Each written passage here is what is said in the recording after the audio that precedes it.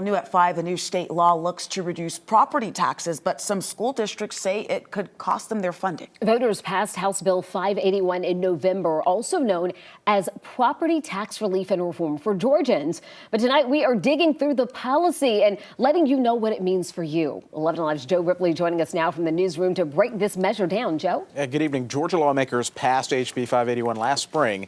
After the governor's signature, Georgia voters then adopted that measure this past November. But there are still some concerns that this could pave the way for school districts to potentially lose out on funding. HB 581 offers a statewide floating homestead tax exemption. This would save homeowners money by limiting how much your property taxes go up based on the rate of inflation.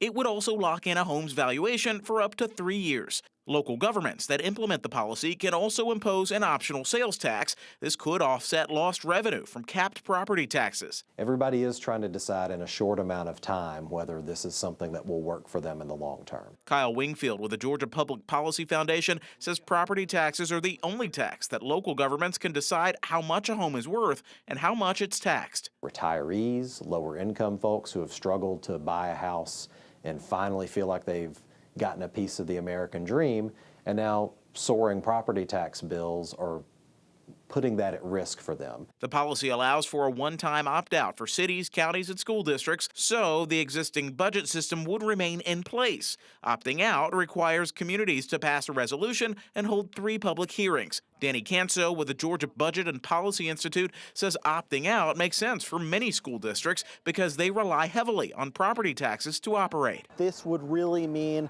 freezing a huge share of their funding. We know that the pressure on systems is only increasing. The state is looking to those systems to meet increased performance outcomes, and so that adds pressure to their budgets. But Wingfield argues schools are funded better now more than ever before because of higher property taxes and pandemic-era federal funding. Wingfield predicts now state lawmakers will likely revisit this issue in a couple of years after seeing just how capped property taxes affect residents, local governments, as well as school districts. Jennifer?